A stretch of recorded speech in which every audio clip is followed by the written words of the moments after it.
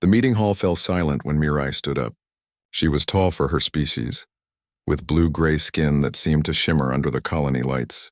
Her 4 eyes scanned the room, looking at each person gathered there.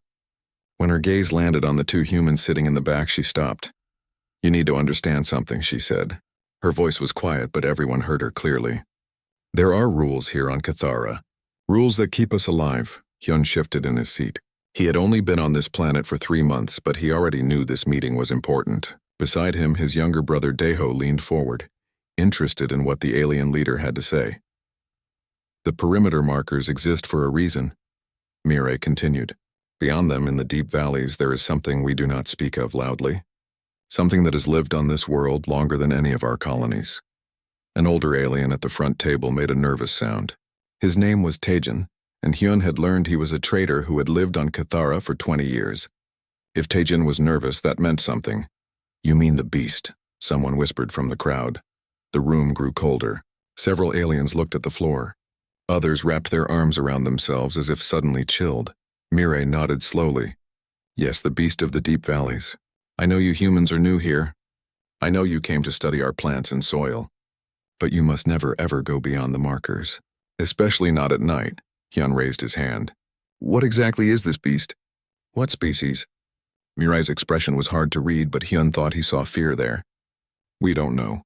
No one who has seen it clearly has lived to tell us. We only know what we find afterward. The bodies, the marks in the earth, the trees torn apart. How big is it?" Daeho asked. His voice carried excitement rather than fear, which made Hyun nervous. His brother had always been too curious for his own good. Taejin spoke up for the first time. His voice was rough, like gravel scraping together. "Big enough to crush a full-grown Krillian with one strike. Fast enough that you won't hear it coming. Smart enough to hunt in patterns." He paused. "I've lost 3 friends to the beast. Don't become number 4 and 5. Daeho opened his mouth to ask another question, but Hyun grabbed his arm.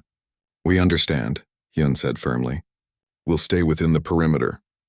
Mirai seemed satisfied with that answer. She went on to discuss other colony business, supply shipments, crop rotations, trade schedules. But Hyun noticed that the energy in the room had changed. Everyone seemed distracted now, looking over their shoulders, speaking in lower voices. After the meeting ended, Hyun and Daeho walked back to their shelter. The path was well lit with bioluminescent poles that the colonists had placed every few meters. Beyond the lights, the forest of Cathara was dark and full of strange sounds. "You know they're probably exaggerating," Daeho said as they walked. "Frontier colonies always have stories like this. It's probably just a large predator, maybe territorial but not some kind of monster." "Maybe," Hyun said. But he remembered the look in Mirai's eyes. That wasn't the look of someone telling stories. That was the look of someone who had seen real horror. Their shelter was small but comfortable. It had been designed for human needs with proper air filtration and temperature control. The walls were made of reinforced polymer that could withstand most impacts. There were 2 sleeping areas, a small kitchen, a bathroom, and a workstation where they could analyze samples and file reports. Daeho immediately went to his plant samples, examining them under a light. He had collected them earlier that day from the approved zones. Strange flowers with purple petals that opened and closed based on sound. Vines that seemed to communicate with each other through chemical signals. Hyun was less focused. He stood by the window looking out at the darkness beyond their shelter. They were on the edge of the colony, closest to the valley that everyone feared. He had chosen this location because it gave them easy access to diverse plant life. Now he wondered if that had been a mistake. "Why do you think they whisper about it?" Hyun asked. Daeho looked up from his samples. "What?" "The beast. They whisper when they talk about it. Like saying its name too loud might summon it." Daeho shrugged. "Fear makes people superstitious. We've seen it on dozens of worlds. Humans used to be the same way about sharks, wolves, bears. We made them into monsters in our stories. But they were just animals trying to survive. Those animals didn't kill dozens of colonists. We don't know that the beast did either. Not really. We only have stories. Fear spreads faster than facts, brother." Hyun wanted to argue, but he was too tired. The meeting had drained him more than he wanted to admit. "Get some rest. We have field work tomorrow." That night, Hyun couldn't sleep. He lay in his bed staring at the ceiling, thinking about Mirai's warning. He thought about the way even Taejin, a man who had faced pirates and hostile wildlife and survived 3 colony failures, had spoken of the beast with genuine fear. Around midnight, he heard something. It was faint at first, a sound like wind moving through trees. But there was no wind tonight. The air was still. Hyun got up quietly and went to the window. He pressed his face against the glass, trying to see into the darkness beyond their lights. For a moment, there was nothing. Just the usual night sounds of Cathara, insect-like creatures chirping, something howling in the distance, the rustle of leaves. Then he saw it, a shadow, enormous, moving between the trees about 50 meters from their shelter. It was too dark to see clearly, but Hyun could tell it was massive. Easily 4 meters tall, maybe more. It moved with surprising silence for something so large. Hyun's breath caught in his throat. His hand moved to the communication panel on the wall, ready to alert the colony. But before he could press it, the shadow stopped. It turned toward his shelter. Hyun couldn't see eyes, couldn't make out features in the darkness. But he knew with absolute certainty that the beast was looking directly at him, watching him, studying him.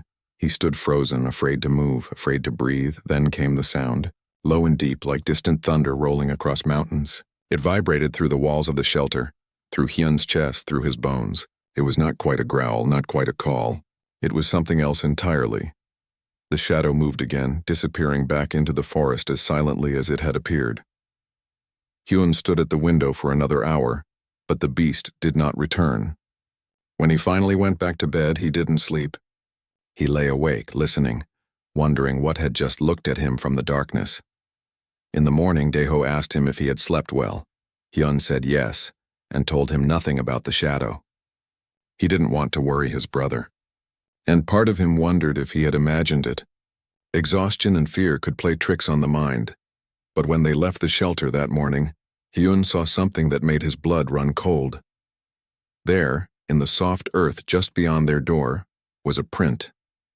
A massive claw mark, each talon as long as Hyun's hand. It was fresh. The beast had come right up to their shelter last night and it had let them live. 3 weeks passed without incident. Hyun never mentioned the claw print to anyone, not even Daeho. He had covered it with dirt and tried to convince himself it meant nothing. The beast had wandered close, yes, but it had moved on. That was all. Life at the colony settled into a rhythm. Every morning, Hyun would venture into the approved zones to collect soil samples and study the ecosystem. Every afternoon, Daeho would work in the small garden they had planted near their shelter, experimenting with earth seeds and Cathara's rich soil. The planet was beautiful in ways that took Hyun's breath away.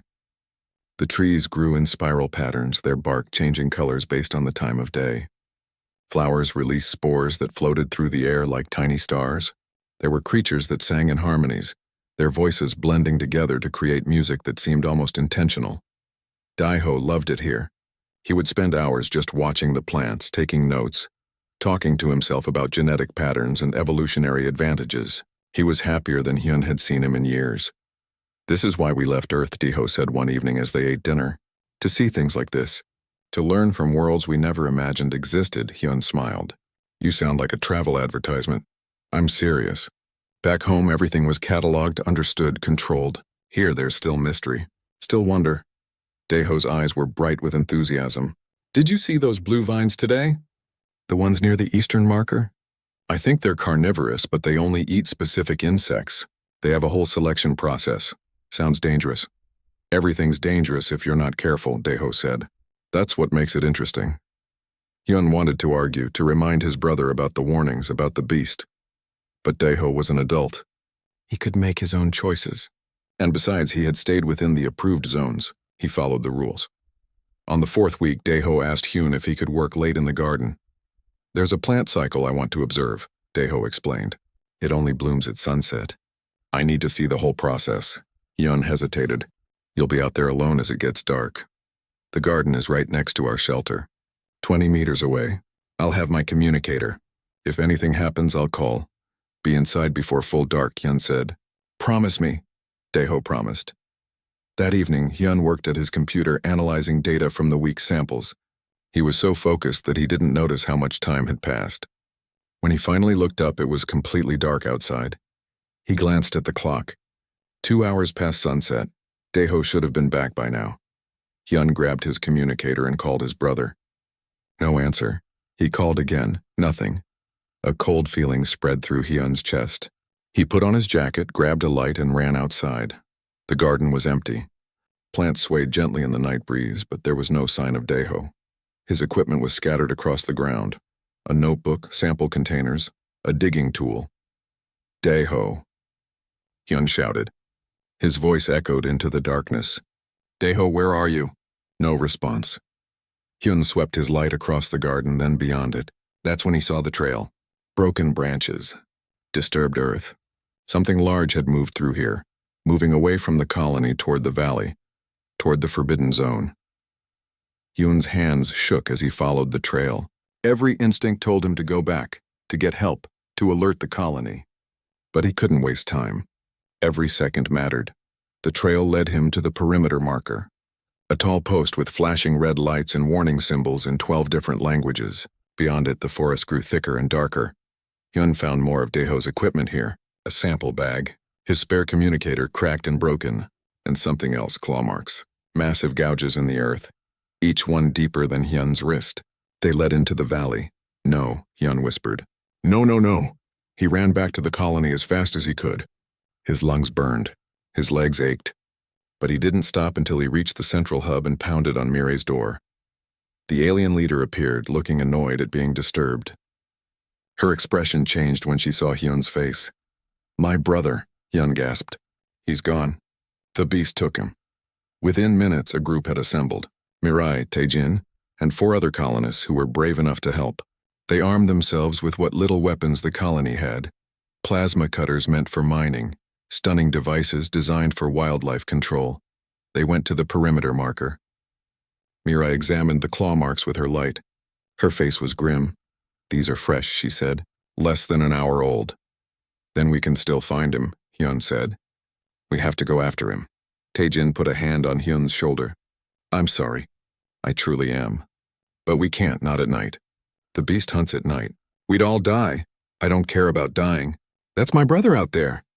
Mirai's voice was gentle but firm. If we go into the valley at night, we will all die. And your brother will still be gone. The beast has taken many people over the years. No one has ever survived. I know this is hard to hear, but your brother is already dead.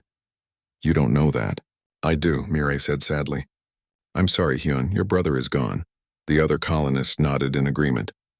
They had all lost people to the beast. They knew how this story ended. Hyun wanted to scream. He wanted to run into that valley alone, to tear apart the forest until he found Daeho. But he looked at the darkness beyond the perimeter, at the deep shadows that seemed to move and breathe, and he knew they were right. Going in now would be suicide. At first light, he said. I'm going in at first light. Mirai started to protest, but Taejin stopped her. Let him go. He won't rest until he knows for certain. And maybe, the old traitor paused. Maybe he'll at least find closure. They returned to the colony. The others went to their homes, but Hyun went back to his shelter. He couldn't stand to be inside, so he sat on the ground outside, staring at the valley. He thought about Daeho as a child, always curious, always getting into trouble. He thought about the day their parents died in a transport accident, and how he had promised to take care of his younger brother. He thought about all the worlds they had visited together, all the adventures they had shared, and he thought about how he had let Daeho stay out after dark. This was his fault. Around midnight, Mirai came to check on him. She sat down beside him without saying anything. They sat in silence for a long time. You think I'm foolish, Hyun finally said. Going after him? I think you're brave, Mirai replied. Foolish and brave often look the same from the outside. Tell me about the beast. The truth. Not the whispered stories. Mirai was quiet for a moment. The truth is, we don't really know. It appeared about 30 years ago, when the first colonies tried to settle in the deep valleys. People who went too far and never came back. Those who did come back were changed, traumatized. They spoke of something massive in the shadows, something that moved like smoke and struck like lightning. Has anyone ever tried to study it? To understand it? Many have tried. None succeeded. It doesn't want to be understood. It wants to be feared. And so we fear it. We give it space. We stay away from its territory. She looked at Hyun. Your brother crossed into that territory. By accident. He wouldn't have gone there on purpose. The beast doesn't care about intentions. Hyun spent the rest of the night preparing. He gathered supplies, water, medical equipment, rations, climbing gear. He charged his light to full power. He checked his plasma cutter and made sure it was working properly. He wouldn't sleep tonight. He would be ready when the sun rose. As dawn broke over Cathara, painting the sky in shades of orange and purple, Hyun stood at the perimeter marker. Behind him, several colonists had gathered to watch. To witness, perhaps to remember him, Mirai handed him a flare gun. "If you need help, fire this. We'll try to reach you." They both knew it was a lie. No one would come into the valley to save him. But Hyun took the flare gun anyway. "Thank you," he said. Then he crossed the perimeter and walked into the valley where monsters lived. The valley was different from the rest of Cathara. Where the approved zones were bright and open, full of colorful plants and singing creatures, the valley was dark and twisted. Trees grew at strange angles, their branches weaving together overhead to block out the sun. The air felt heavy here, thick with moisture and the smell of decay. Hyun moved carefully, following the trail of broken branches and disturbed earth. He called out his brother's name every few minutes, his voice swallowed by the dense forest. Nothing answered him except strange bird-like calls that echoed from unseen places. Hours passed. The trail grew harder to follow. Sometimes Hyun lost it completely and had to backtrack, searching for signs that something large had moved through, claw marks on trees, crushed plants. Once he found a piece of Daeho's shirt caught on a thorny vine. He was getting closer. The forest grew darker as he went deeper.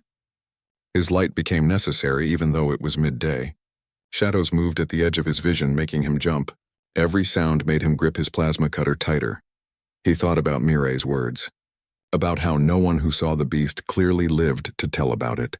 He thought about the claw marks he had seen, the size of them. What kind of creature had claws that large? Hyun wasn't sure he wanted to find out, but Daeho was somewhere in this valley. Dead or alive, Hyun would find him. Around what he guessed was mid-afternoon, Hyun heard something different. Not animal calls or rustling leaves, a voice, weak but definitely human. "Daeho," Hyun shouted, running toward the sound. He crashed through undergrowth, not caring about noise anymore. "Daeho, where are you? Hyun?" The voice came back, stronger this time. "Hyun, I'm here." Hyun burst into a clearing and stopped so suddenly he almost fell. Daeho was there, alive. Sitting against a massive tree trunk with his legs stretched out in front of him, wrapped in layers of large leaves and secured with vines. His face was pale and he looked exhausted, but he was breathing. He was alive, but he wasn't alone.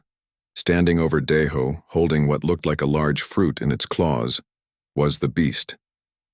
Hyun's breath caught in his throat. His mind struggled to process what he was seeing.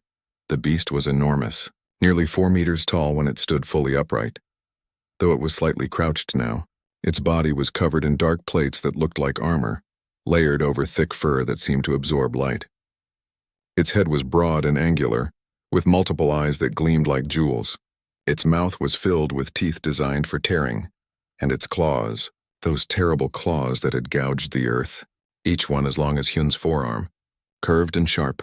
Everything about the beast screamed, predator, killer, monster, but it wasn't attacking. Daeho. It was placing fruit next to him.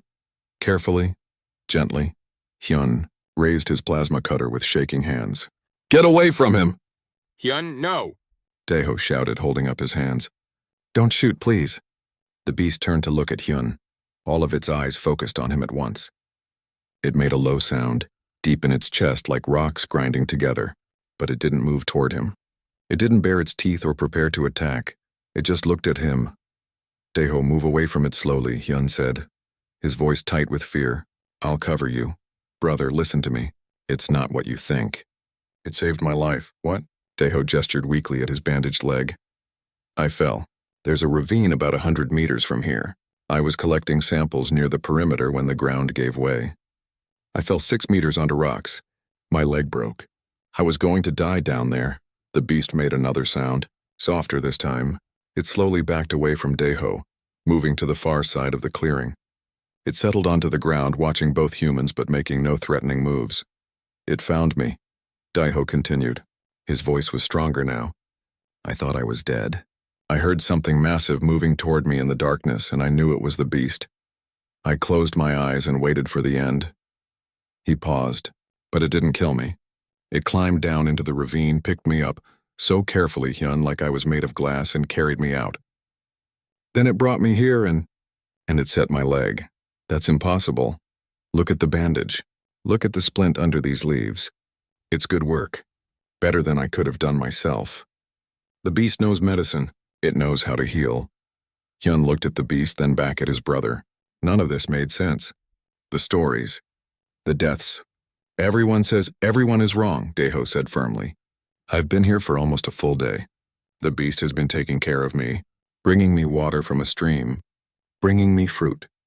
It even scared off some kind of predator last night. Something with too many legs and poison spines. The beast protected me.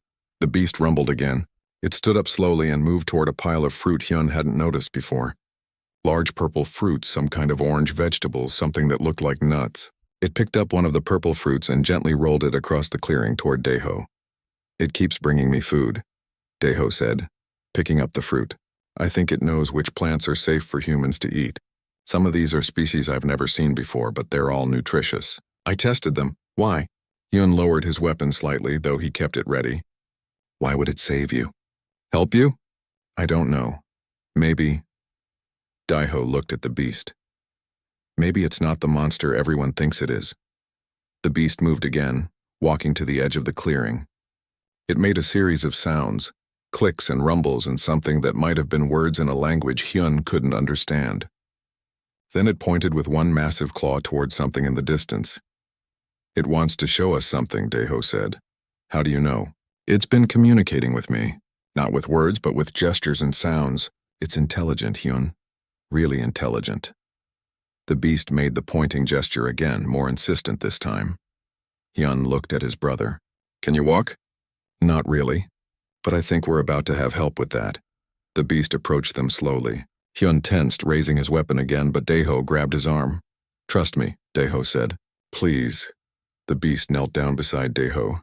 It made a soft rumbling sound, then carefully slipped its arms under the human's body. It lifted him as easily as Hyun might lift a small child.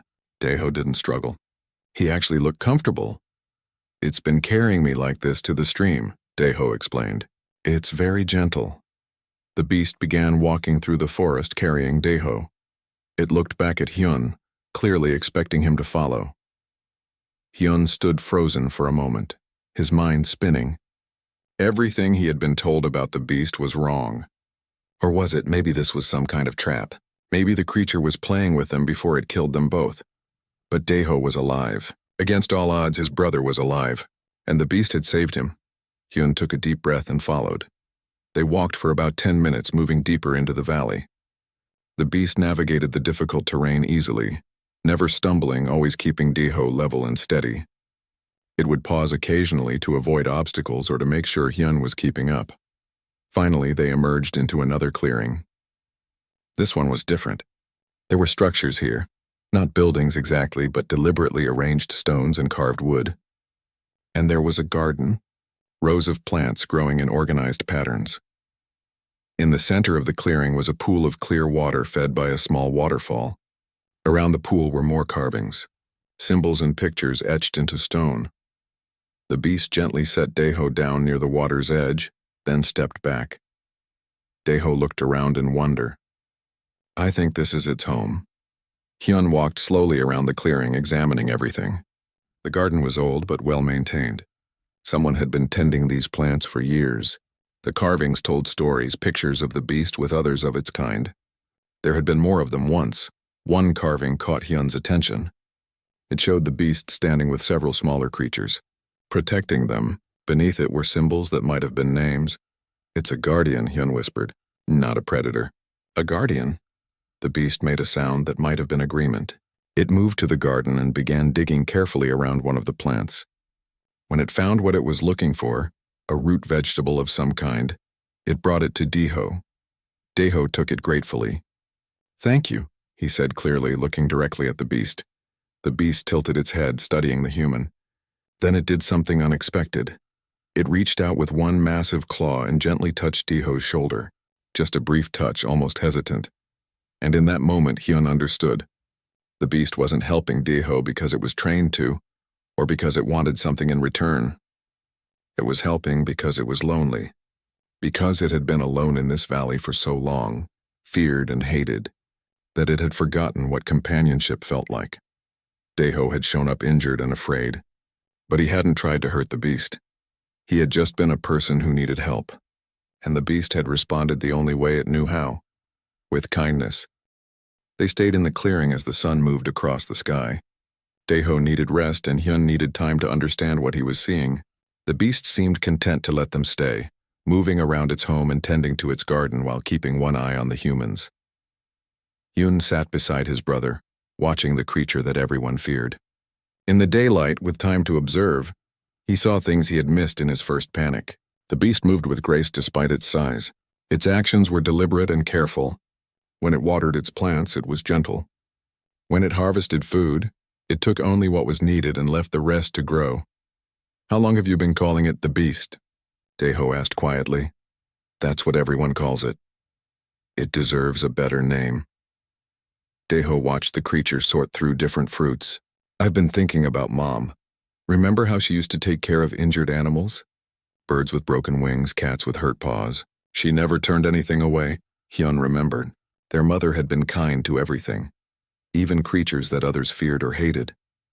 "I want to call it Somin," Daeho said, after her, "because it has the same gentle spirit she had." "Daeho, it's not a pet. It's a person," Daeho interrupted. "It's a person, Hyun. Maybe not human, but definitely a person. Look at it. Look at what it's built here. This is a home, a life. It thinks and feels and cares." The beast, Somin, approached them carrying a container woven from vines. Inside was clean water from the pool. It set the container down between them, then stepped back and made a questioning sound. "Thank you," Daeho said. He drank some water, then offered the container to Hyun. Hyun drank. The water was cold and sweet. He looked at Somin. "Thank you," he said, feeling strange saying it to the creature that had haunted the colony's nightmares. Somin made a pleased rumbling sound. It settled down on the other side of the clearing, creating distance but still watching them. "Tell me everything," Hyun said to his brother. "From the beginning." Daeho explained how he had been working late in the garden, completely focused on the blooming cycle of a rare flower. He hadn't noticed how dark it was getting.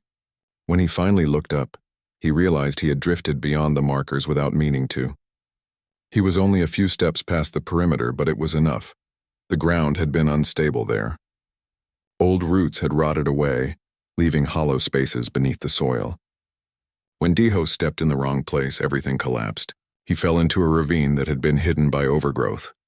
"The pain was incredible," Daeho said, touching his leg gently. "I knew immediately it was broken, and I was stuck. The walls were too steep to climb, and every time I tried to move, the pain got worse. I called for help, but my communicator had fallen out during the fall and smashed on the rocks. He had spent hours in the ravine, drifting in and out of consciousness from the pain.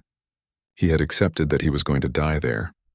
Then I heard something moving above me, something huge. I looked up and saw this massive shape blocking out the sky. I thought it was the end." Daeho smiled at the memory, but Somin climbed down into the ravine. It looked at me for a long time, just studying me. Then it made this sound almost like a question. "What did you do?" "I didn't move. I couldn't have even if I wanted to. I just looked back at it. And maybe it saw that I wasn't a threat, that I was just scared and hurt." Someone had examined Daeho's leg carefully, using its claws with surprising precision. Then it had torn large leaves from nearby plants and created a bandage. It found straight branches for a splint. It worked with the skill of someone who had done this before. After securing the leg, Somin had picked up Daeho and climbed out of the ravine. It had brought him to this clearing and stayed with him through the night. "There was a moment," Daeho said quietly. "Around midnight, something came into the clearing. Something that made clicking sounds and moved on too many legs. I saw spines on its back that dripped with liquid. Someone put itself between me and that thing. It roared. Hyun, the sound was terrifying. But it scared that creature away before it could reach me." Hyun processed all of this. The beast that killed dozens was actually a protector, a healer. "So what about all the deaths? All the terror? The colonists who died," Hyun said slowly. What if they weren't innocent? Deho nodded. I've been thinking about that. Somin hasn't shown any aggression toward us, but it obviously can be aggressive. What if the people who died were doing something to threaten it? Or threaten the valley? It made sense. Frontier colonies often attracted people who didn't care about preservation or protection, people who saw new worlds as resources to exploit. What if some colonists had been hunting rare animals, harvesting protected plants, destroying important ecosystems? A guardian would stop them. A guardian would fight to protect its home. We need to tell the others, Hyun said. They need to know the truth. Will they believe us? That was the question. Decades of fear and whispered stories couldn't be undone easily. But they had to try. Salman approached them again, this time carrying Deho's scattered equipment, his notebook, his tools, even his broken communicator. It must have gone back to collect them. The creature set everything down carefully in front of Deho. You went back for my things, Deho said, looking amazed. Thank you, Somin. At the sound of the name, Somin tilted its head. It made a soft sound, almost curious. Somin, Deho repeated, pointing to the creature. Your name, Somin. The creature looked between them, its multiple eyes reflecting the afternoon light. Then it touched its own chest with one claw and made a sound. It was different from its other sounds. More deliberate, more structured. A word in its own language, your real name, Hyun said. We don't know your real name. Somin made the sound again, then pointed to itself. After a moment, it seemed to understand what Deho was trying to do. It accepted the name with a small nod. Over the next few hours, Somin showed them more of the valley. It couldn't carry both humans, but Hyun could walk. So Somin carried Deho while Hyun followed, and they explored. The valley was full of wonders. Trees that grew crystal formations on their branches, flowers that sang when the wind touched them, streams filled with fish that glowed in rainbow colors. Somin showed them all of it, clearly proud of its home. They also found evidence of what had happened to some of the missing colonists. In one area, there were the remains of mining equipment. Someone had been trying to extract the crystal formations from the trees, cutting them down in the process. The trees were sacred to the valley's ecosystem. Hyun could see how other plants grew in patterns around them. In another area, they found traps, cruel devices designed to catch the valley's native animals. Some had rusted from disuse, but others were newer. Somin wasn't hunting colonists, Hyun said, examining a trap. It was stopping hunters and destroyers. Deho nodded. It was doing what guardians do, protecting what it loves. As the sun began to set, Hyun knew they needed to make a decision. They could stay here in safety in Salman's home, or they could return to the colony and try to change hearts and minds.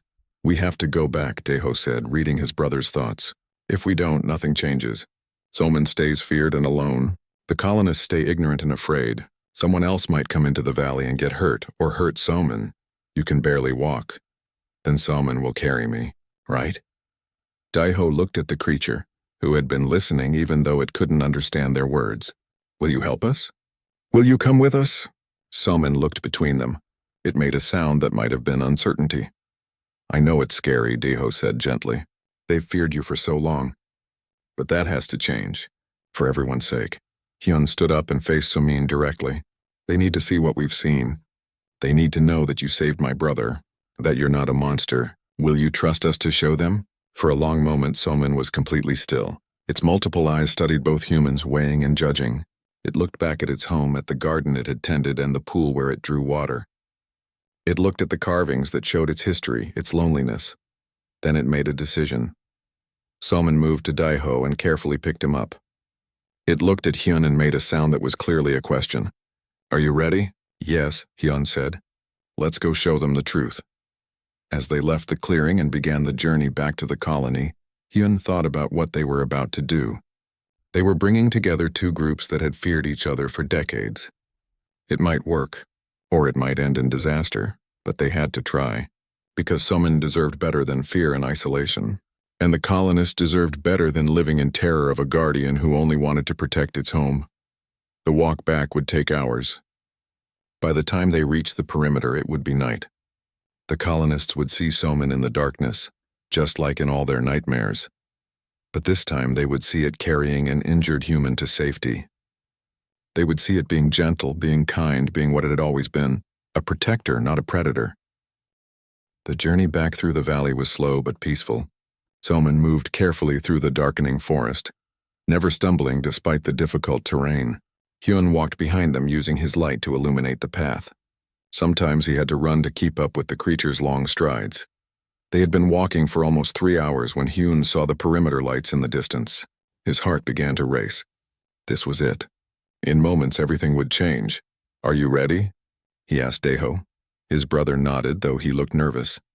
"We're doing the right thing." "I know we are." Salmon made a low sound. It had stopped walking and was staring at the lights of the colony. Hyun could see tension in its body. Every instinct must be telling it to run, to retreat back into the safety of its valley. But it stayed. It trusted them. "It's okay," Daeho said softly to Soman. "We won't let them hurt you." They crossed the perimeter markers. Immediately, alarms began to sound. Loud, piercing sirens that cut through the night air. Lights turned on all across the colony. Doors opened. People ran out and then they saw Soman. The reaction was instant. Screams, shouts of panic. Colonists running for weapons or running for shelter. Hyun saw Taejin appear with a heavy rifle. Mirai was right behind him, her face showing shock and fear. "Don't shoot," Hyun yelled, stepping in front of Soman. "Please, don't shoot." "Hyun, get away from it," Mirai shouted back. "Move so we can fire." "No, listen to me." It saved Daeho's life. That made them pause. Hyun saw confusion on their faces. Daeho waved weakly from where Soman still held him. "I'm alive," Daeho called out.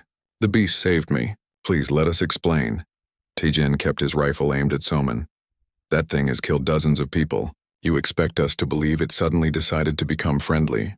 "I expect you to look," Hyun said firmly. "Really look. Soman is carrying my injured brother. If it wanted to kill us, we'd already be dead.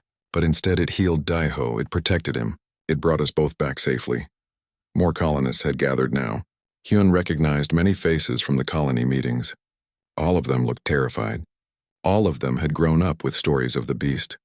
Those stories had shaped their entire understanding of this world. Soman made a sound. Everyone jumped, weapons raised. But the sound wasn't aggressive. It was calm, almost questioning. Then Soman did something that no one expected. It slowly, carefully lowered itself to the ground. It set Daeho down gently on the grass, making sure his injured leg was supported. Then it backed away, making itself smaller, more vulnerable. It placed the fruit it had been carrying in front of the colonists, an offering. The silence stretched.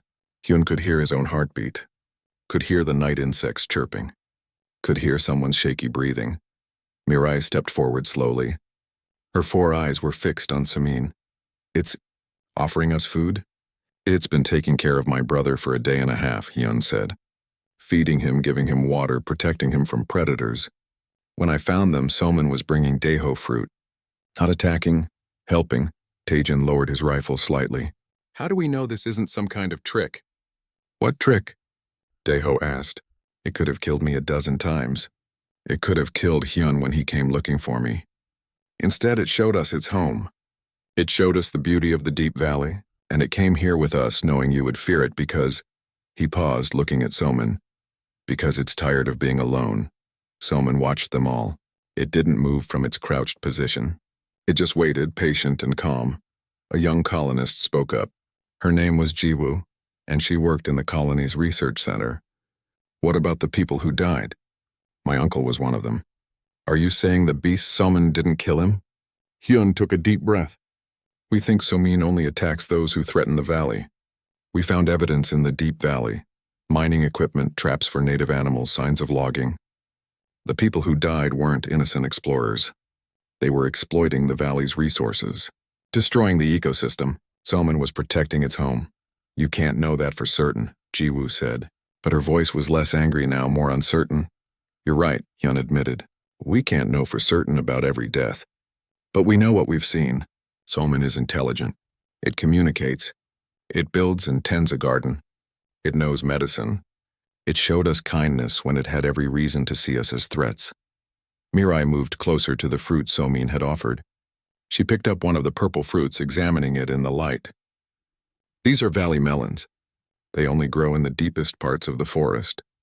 They're extremely valuable, full of nutrients that are hard to find elsewhere." She looked at Soman. "You brought these as a gift." Soman made a soft sound. It nodded, a gesture it must have learned from watching humans. I don't understand, another colonist said. Why now? Why reveal yourself after all these years of hiding? Deho answered. Because I was hurt and alone, and Somin chose compassion over fear. And maybe Somin has been waiting for someone to see it clearly, to see past the stories and the terror. Mirai set down the fruit and walked toward Somin. Every colonist tensed, ready to act if the beast attacked their leader. But Mirai moved with deliberate slowness. She stopped a few meters away from Somin and looked directly at the creature. All these years, she said quietly, we feared you. We told stories about the monster in the valley. We never questioned whether those stories were complete. Whether we might have been the monsters sometimes. Somin tilted its head, listening. I lost friends to you, Mirai continued. At least I thought I did. Now I wonder if they died because they were hurting your home. If you were just defending what you loved. She paused. I'm sorry. I'm sorry we never tried to understand. Somin stood up slowly. Everyone tensed again. But the creature simply moved toward Mirai. It stopped in front of her, towering over her smaller form. For a long moment they looked at each other. Then Somin extended one massive claw. Not in threat, but in the gesture of offering Mirai had made earlier. Palm up, open, Mirai stared at the claw. It was the same claw that had gouged the earth. The same claw that had torn apart those who threatened the valley. But now it was offered in peace. She reached out and touched it. Her small hand looked tiny against Somin's palm. Thank you, she said, for taking care of these humans. For showing us we were wrong. Somin made a pleased rumbling sound. It gently closed its claw around Mirai's hand, carefully, so carefully, and then released her. Other colonists began to move forward. Cautiously at first, then with growing confidence. They examined the fruit Somin had brought. They asked Hyun and Deho questions about the deep valley. They looked at Somin with new eyes, seeing not a monster but a person. Taejin was one of the last to approach. The old trader had seen too much death to trust easily, but finally he walked up to Somin and looked the creature in its many eyes. You killed my friend Baekhyun, he said bluntly. 20 years ago. He went into your valley and never came back. Somin made a questioning sound. He was mining, Taejin continued, taking crystals from the singing trees. I told him to stop, told him it wasn't right, but he wouldn't listen. He was greedy. The old trader's voice was rough with emotion. I blamed you for his death. But maybe I should have blamed his choices instead. Somin watched him carefully. After a moment it made a sound like sorrow. A low mournful rumble that seemed to echo with old pain. You remember him, Taejin said, surprised. You remember everyone, don't you? Everyone you had to fight. Everyone you had to... He couldn't finish. I'm sorry. I'm sorry you had to bear that weight alone. That broke something in the crowd. Colonists who had lost people to the beast, to Somin, began to understand. The creature had defended its home, yes, but it had carried the weight of every death. Every fight. Every moment of violence it had been forced into. It had been the guardian of a valley that no one else protected. And it had been hated for it. Over the following weeks, everything changed. Somin didn't return to the deep valley right away.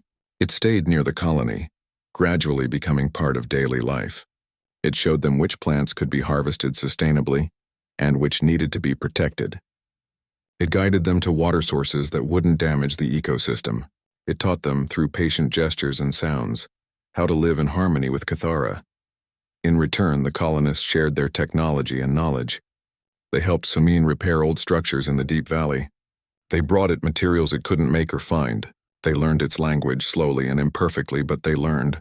Daeho's leg healed. He spent his recovery time documenting everything about Somin and the deep valley.